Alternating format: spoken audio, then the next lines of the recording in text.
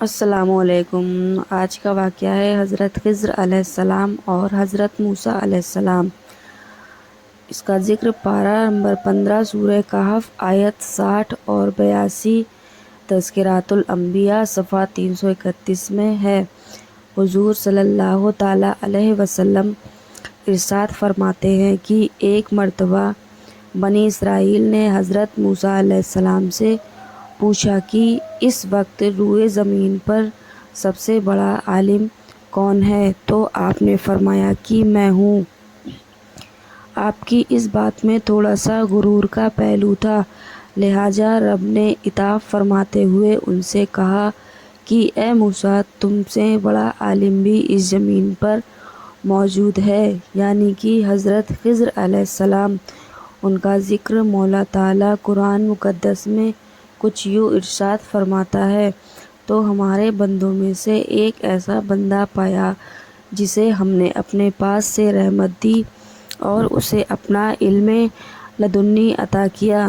اب جب حضرت موسیٰ علیہ السلام نے سنا تو اپنے کہے پر نادم ہوئے اور اس شخص سے ملنے کی التجا کی۔ رب نے انہیں اپنے ساتھ ایک بھنی ہوئی مچھلی لے کر سفر کرنے کو کہا اور فرمایا کہ جہاں پر دو سمندر یعنی بحر فارس اور بحر روم ملیں گے، یعنی مجمع البحرین، تو وہیں پر تمہاری یہ مچھلی پانی میں گم ہو جائے گی اور تم ان کو پا سکو گے۔ حضرت موسیٰ علیہ السلام اپنے ہونے والے ولی عہد حضرت یوشع بن نون علیہ السلام کے ساتھ ایک مچھلی کو لے کر دو سمندروں کے ملنے کی جگہ کو ڈھونڈنے نکل پڑے۔ دونوں حضرات نے پانی کا سفر شروع کیا۔ ایک جگہ حضرت موسیٰ علیہ السلام کو نیند آ گئی اور وہ بھنی ہوئی مچھلی زندہ ہو کر پانی میں کود گئی اور ایک کوہ سا راستہ بناتے ہوئے نکل گئی۔ حضرت یوشع علیہ السلام نے دیکھا تو مگر انہیں حضرت موسیٰ علیہ السلام کو بتانا یاد نہ رہا اور سفر جاری رکھا۔ کچھ دیر بعد جب حضرت موسیٰ علیہ السلام کی آنکھ کھلی تو آپ نے کھانے کے لیے وہی مچھلی مانگی۔ تب حضرت یوشع علیہ السلام کو خیال آیا اور انہوں نے ساری بات حضرت موسیٰ علیہ السلام سے بتائی۔ تب دونوں حضرات واپس لوٹے اور وہیں پہنچے تو دیکھا کہ پانی ٹھہرا ہوا ہے اور اس میں محراب کی طرح راستہ بنا ہوا ہے۔ دونوں اسی راستے پر چل دیے۔ کچھ دور آگے بڑھے تو ایک چٹان کے قریب ایک شخص چادر اوڑھے لیٹا ہوا تھا۔ یہی حضرت خضر علیہ السلام تھے۔ دونوں حضرات ان کے پاس پہنچے، سلام کیا، جواب ملا۔ تب حضرت موسیٰ علیہ السلام نے انہیں اپنے آنے کا مقصد بتایا کہ انہیں بھی کچھ علم حاصل کرنا ہے، لہٰذا انہیں اپنے ساتھ رکھے۔ حضرت خضر نے جواب دیا کہ آپ میرے ساتھ رہ کر کئی ایسی باتیں دیکھیں گے کہ آپ اس پر صبر نہ کر سکیں گے۔ حضرت موسیٰ نے فرمایا، نہیں، میں صبر کروں گا، آپ مجھے اپنے ساتھ رہنے دیجیے۔ حضرت خضر علیہ السلام نے فرمایا، پھر میں چاہے کچھ کروں، آپ میری کسی بات میں دخل نہ دیں گے؟ فرمایا، منظور ہے۔ آپ ساتھ رہنے لگے۔ ایک روز دونوں چلے، کشتی پر سوار ہوئے اور کشتی والے نے حضرت خضر کو پہچان کر مفت بیٹھا لیا، مگر حضرت خضر علیہ السلام نے اس کشتی کو ایک جانب سے توڑ دیا اور عیبدار کر دیا۔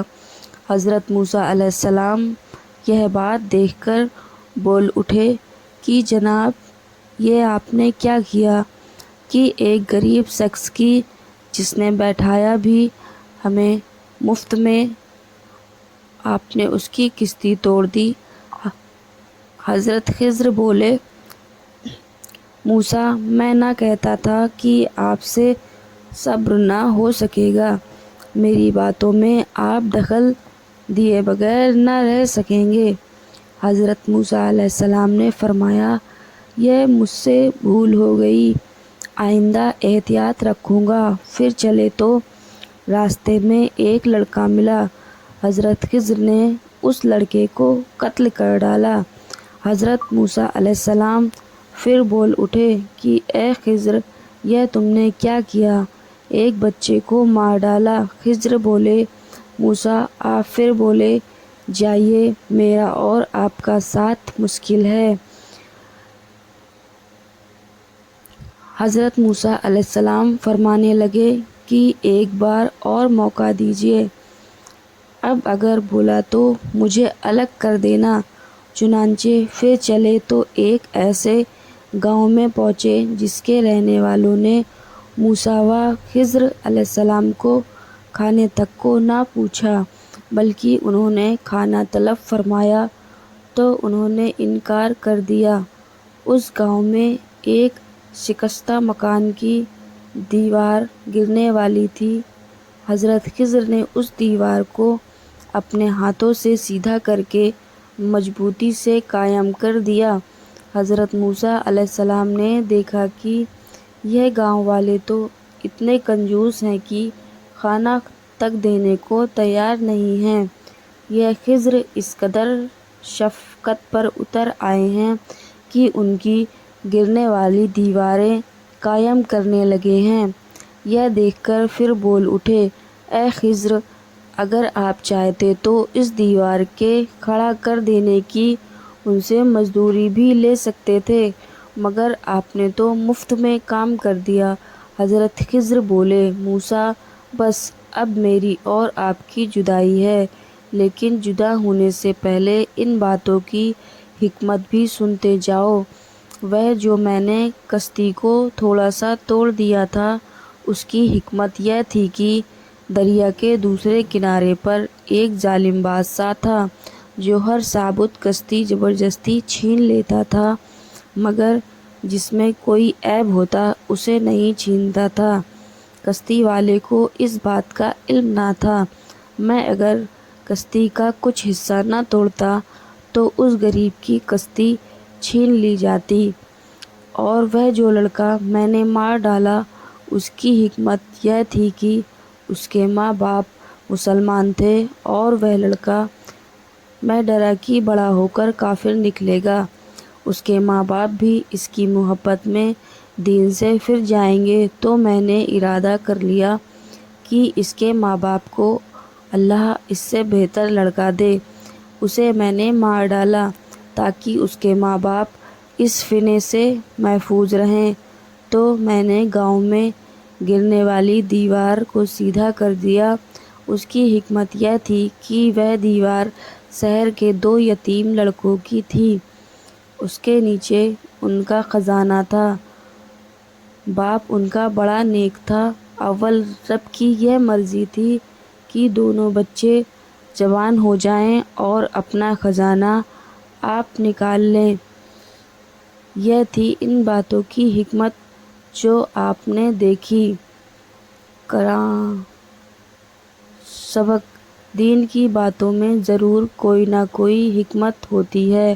آدمی کو علم کی تلاش جاری رکھنی چاہیے، چاہے وہ کتنا بڑا عالم کیوں نہ ہو۔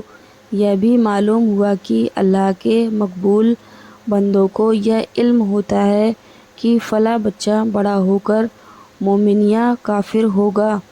یہ بھی معلوم ہوا کہ اللہ کے مقبول بندے جس بات کا ارادہ کر لیں خدا ویسا ہی کر دیتا ہے، کیونکہ حضرت خضر علیہ السلام نے اس لڑکے کو قتل کر کے یوں فرمایا تھا،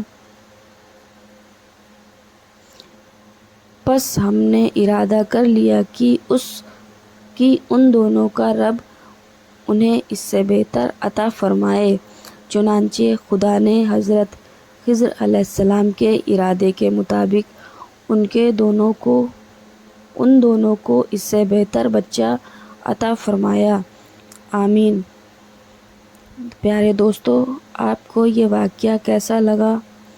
پلیز کمنٹ کر کے بتائیں۔